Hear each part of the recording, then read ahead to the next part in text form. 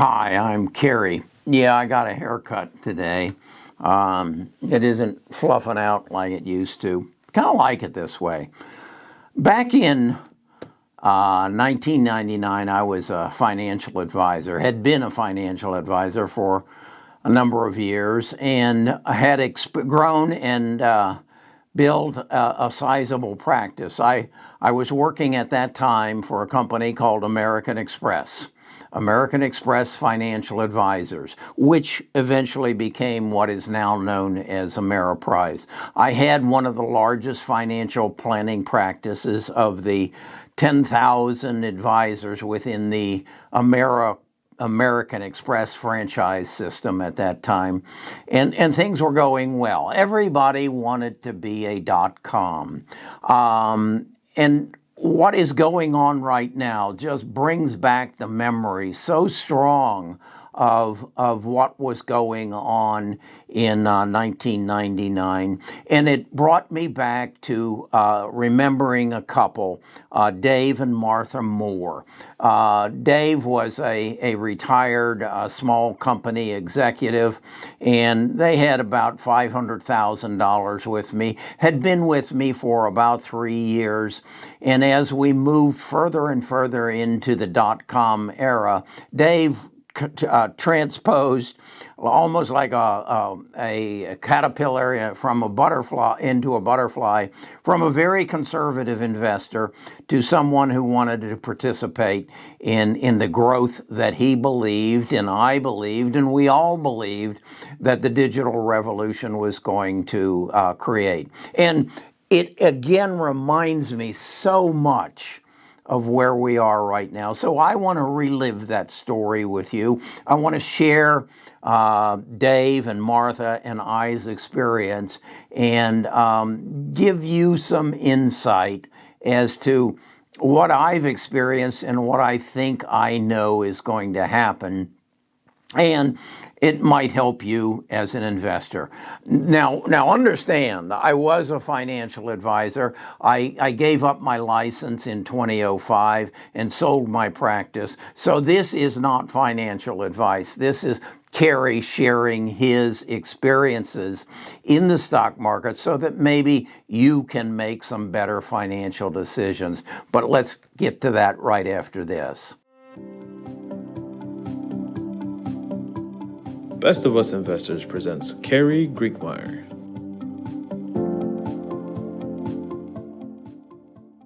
Okay, the market was, the things that I remember was everybody was talking about connecting a .com. GoDaddy was just going crazy selling URLs, and people were rushing. Actually, I think I remember Coca-Cola had to buy Coca-Cola.com from somebody who beat them to their URL. And that's kind of the craziness that was going on. And there were companies like Pets.com that were coming into vision. And there were crazy things going on where there were new companies starting out in California and they didn't have any money and they were giving their secretaries stock options and rather than salaries. And it was all kind of crazy. But so Dave and Martha come in and they've been conservative investors, as I said. And let me show you here first a chart of where we were in 1999 relative to the stock market. And what I'm showing you here is two lines. One is the S&P 500. That's the jagged line, the red and green line. And the yellow line is the QQQs. And so Dave and Martha were, as I said, had about $500,000 with me. And in about 1998, they said they wanted to get some of their portfolio into this .com category. And so I'm representing that as QQQs. Now I want to take you and show you this chart that I created of Dave and Martha's portfolio. As I said, in May of 1999, they had convinced me, and that wasn't a hard convince, to go 25% in what we would call the QQQs. Back then, we had a portfolio called Strategy Aggressive, which represented the QQQs, the NASDAQ 100. And then we had New Dimensions, and that would represent pretty much the S&P 500. And so that's how we kind of had it divided, 75% in the S&P and 25% in the QQQs. We were selling mutual funds back then, so that's kind of how it was represented. And as you can see, a year later, Dave's $100,000 turned into $219,000. And you know what Dave said.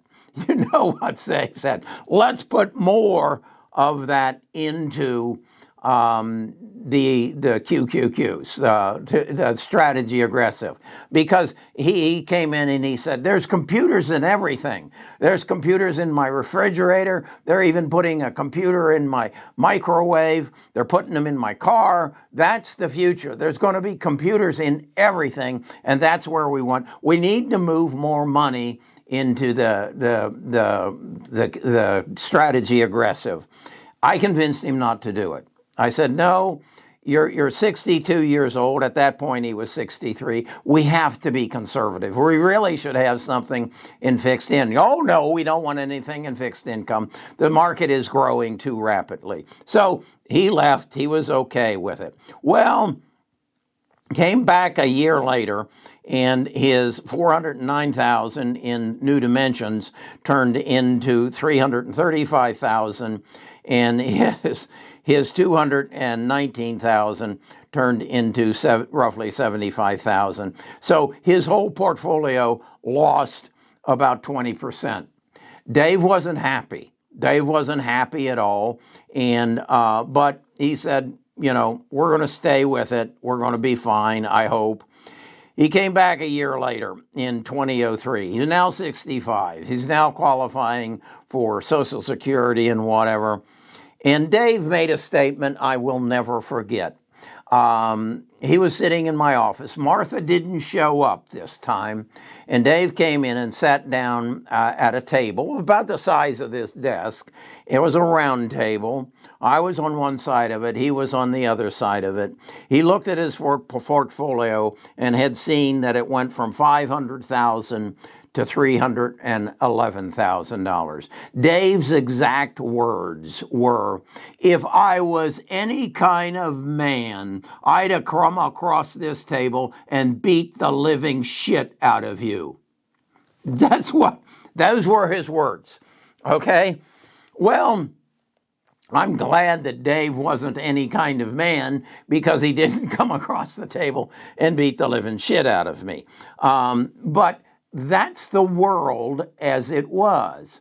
And I see that same thing happening right now.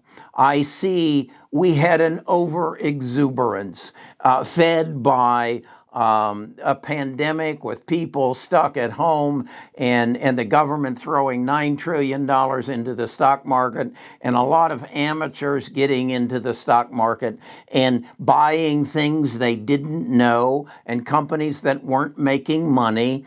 And it just reminded me so much of the dot-com bubble. And rather than Silicon Valley companies giving people stock, we created a new entity called a SPAC. And it was a small company that was bought by a non-existent or a bankrupt a SPAC, a special interest acquisition company, a company that had a ticker symbol and didn't have to go through the all rigmarole of an IPO.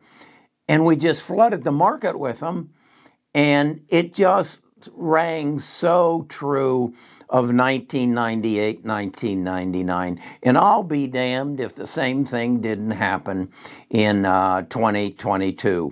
We're seeing a reassessment, a pullback, and the people who pushed it up, the dot-com chasers, are all gone now. They decide in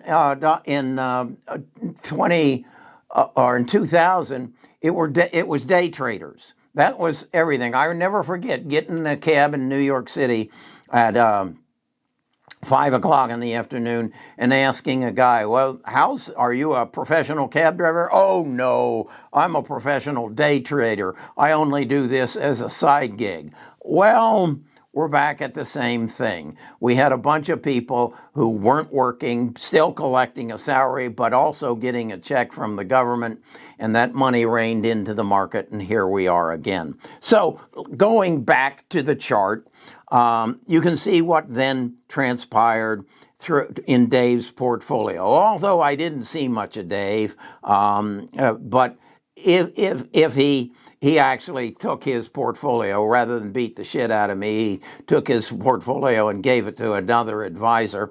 So I really don't know what Dave did with his portfolio. But I imagined if he had just stayed calm and stayed put, what would have happened? Again, he would have gotten back to his 500,000 in roughly 8 years. That's how long it took if he had left everything as it was. And then he would have almost doubled his portfolio after, what is that? That would be about 18 years. So is that what's going to happen now? No, I think the trajectory back up is going to be much more rapid. It isn't going to take, I don't believe, 17 years, because we've learned from our mistakes. We know what needs to be done at this point. The dot-com bubble was something unforeseen. We know that I just watched a documentary from the Wall Street Journal about that the supply chain will be nothing like it has ever been before. You need to find this. It's a Wall Street Journal. I think the title of it was The Supply Chain Will Never Be the Same. And it's a 54-minute video that explains when you buy a UBS charger, and it starts in China, and how it gets to your doorstep, and how it literally takes a year from that making of that UBS charger to it reaching your doorsteps, and all the hands that it goes through, and all the add-ons that are attached to it, and how that puts everything in jeopardy when you change it from a UBS charger to a semiconductor, and how our nation is in a very precarious position as a result of a broken supply chain, and then how everything is changing so rapidly. I also read an article where Google just spinned off a new company called Sandbox, which is going to be an AI company that specializes in using AI in quantum computing. That is the next step. And I thought about that. Wow, I need to buy Sandbox. And then I got to thinking, yeah, that's about 10 years off before that actually comes to fruition. And Carrie, you're 77 years old. Maybe you need to stay away from that. But I guess where I'm going and what I want you to understand is where we are in this transition of our world, and how we got here from a coronavirus, which I say is the most important thing that has happened in my life and will change the world as a result of it, in the recognition that our healthcare system is broken, our supply chain system is broken, and that will all change. I just saw an interview with the CEO of Intel, who was meeting pleading before a committee of Congress, saying that you need to allocate more funds for the rebuilding of the supply chain, particularly in semiconductors. How they had announced the building of a plant in Columbus, Ohio, and then there's another plant being built in Phoenix, Arizona, and how it is so important, in his words were, that if we don't do this within the next 3 years, we will never catch up. And we will be a secondary power, and we will be beholding to Europe. Europe is actually getting ahead of us on this, and Asia is far ahead of us. And we know from what we've seen in the Ukraine situation that when we are dependent upon them, and when they have nuclear capabilities, we just can't do anything. I will come back to my question that I continue to ask anybody and everybody who will listen. There are less than 22 nuclear aircraft carriers in the world. We own 11 of them. Where are they? Where are they? Why aren't they in the Black Sea? Why aren't they by the Baltics? Why aren't they there? When a bully comes into the classroom, the first thing you do is pick up the baseball bat. Okay? We own the baseball bat. Why aren't we using it? Getting off my subject a bit, but that's where we are. That's my story of Dave and Martha Moore and their overexuberance to get in, and then their inability to sustain the consequences of overexuberance. Okay, that's my take for today, and I'll be back with you tomorrow.